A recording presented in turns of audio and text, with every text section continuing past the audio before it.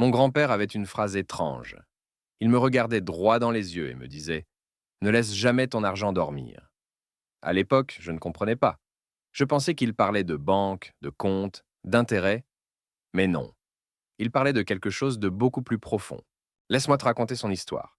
Une histoire qui commence il y a longtemps, sous le soleil brûlant des plaines du Texas dans les années 60. À cette époque, tout le monde connaissait mon grand-père comme le vieux qui ne faisait rien. Certains le traitaient de paresseux. D'autres disaient simplement: C'est un rêveur qui ne se réveille jamais. On le trouvait presque toujours au même endroit, sous l'ombre tordue d'un mesquite, assise sur une chaise en bois usé, les yeux perdus au loin, comme s'il regardait un avenir qu'il ne touchait jamais. Avec ses mains, il caressait sa vieille barbe grise. Avec sa bouche, il ne cessait de parler de projets qu'il ne commençait jamais. Il répétait: Un jour, je vais ouvrir un petit magasin. Vous verrez. Un autre jour, j'achèterai des terres. On aura des vaches. L'argent rentrera tout seul pendant que je me reposerai. Mais les jours passaient, les saisons défilaient, et ce un jour ne venait jamais. Les gens du coin ne riaient même plus. Ils le regardaient avec un mélange de pitié et de résignation. Ma grand-mère, fatiguée d'entendre les mêmes promesses, soupirait si fort qu'on aurait dit qu'elle voulait que même le vent l'entende. Elle lui disait: Vieil homme, la vie ne se nourrit pas de rêves, elle se nourrit de travail. Le grand-père haussait doucement les sourcils. Il haussait les épaules, fatigué, presque résigné.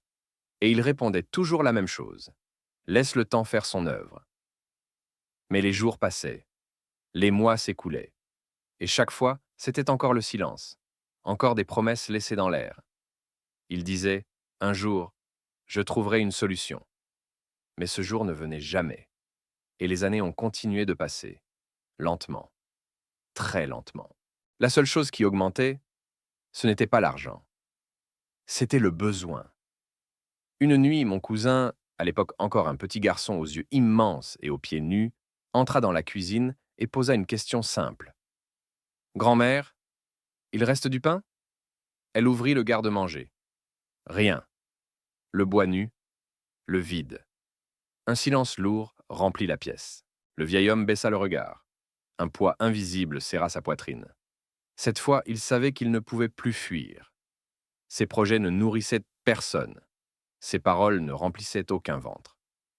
Cette nuit-là, le sommeil refusa de venir.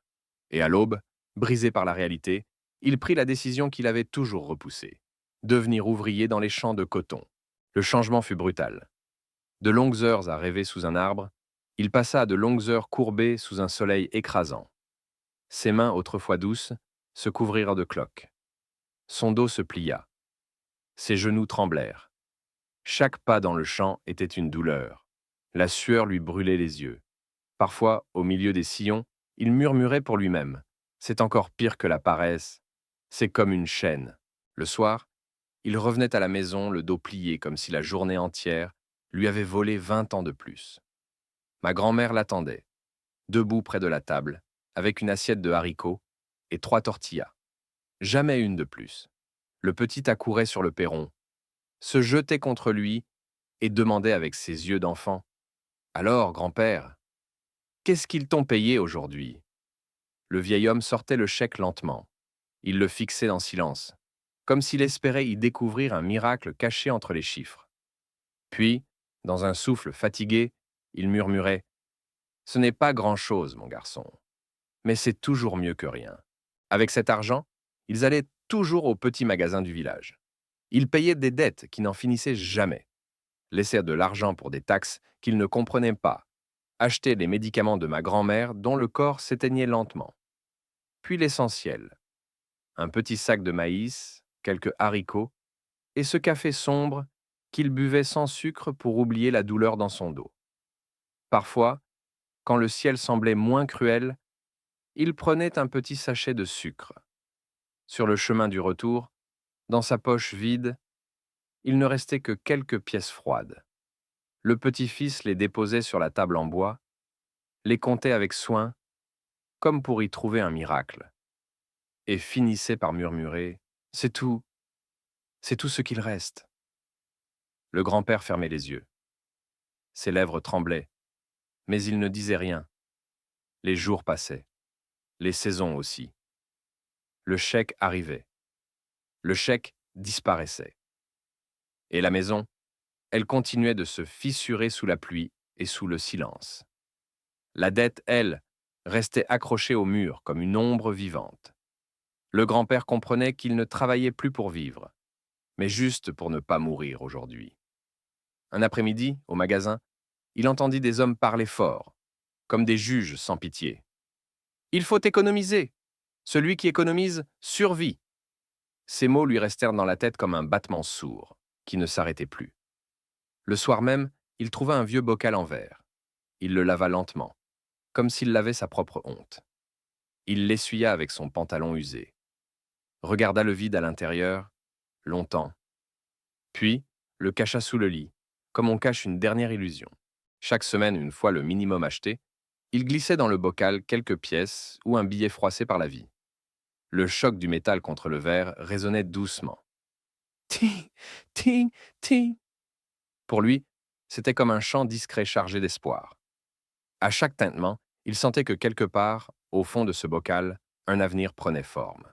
Le petit-fils le découvrit un soir tranquille, lorsque la maison respirait lentement, comme un cœur fatigué. Il souleva la couverture et aperçut le bocal, déjà rempli à moitié. Grand-père, qu'est-ce que tu fais? Le vieil homme leva les yeux et esquissa un sourire discret, un sourire pauvre, mais honnête. Je prépare notre avenir. Mais cet avenir lui coûtait chaque souffle. Il refusa d'acheter de nouvelles chaussures, alors que les siennes laissaient passer l'eau et le froid. Il marchait dans la boue et répétait « Elles tiendront encore. Juste un peu. » La pluie traversait le toit, ruisselait sur la table, tombait dans un seau rouillé. Il murmurait « Ce toit aussi tiendra encore. » À table, le pain devenait rare, la viande presque un souvenir, et le lait une chose lointaine. L'enfant mâchait lentement pour oublier la faim. La grand-mère, un jour, lui demanda « À quoi bon économiser si la faim habite notre maison ?» Il glissa une pièce dans le bocal. « C'est pour votre bien, vous comprendrez plus tard. » Les mois passèrent. Le pot se remplissait de billets écrasés et de pièces fatiguées. La nuit, il le prenait contre lui comme un enfant, le regardait comme un trésor. Un soir, il le posa sur la table. « Regarde, voici notre sécurité. » Le garçon demanda. « Combien de sacs de maïs avec ça ?»« 3. Ou peut-être 4. Avec ça, on ne manquera plus de rien. » Ils rirent. Mais la grand-mère ne riait pas. Le lendemain, ils allèrent au marché. Le vieux portait le bocal enveloppé dans un tissu usé. « 3 sacs, s'il vous plaît. » Le commerçant compta, puis dit froidement. « Ça ne suffit plus. Les prix ont monté. Vous aurez un sac et demi seulement. » Le cœur du vieil homme se brisa en silence. Le petit chuchota. « Alors, le bocal a rétréci ?» Ils repartirent, les bras pleins, le cœur vide. Cette nuit-là, il vida la boîte. Il compta, recompta, mais rien ne changea. Tout ce qui semblait une richesse n'était plus qu'un souffle vide. Il sortit sur la véranda et sentit pour la première fois que toute sa vie était peut-être une erreur. Les jours devinrent plus lourds.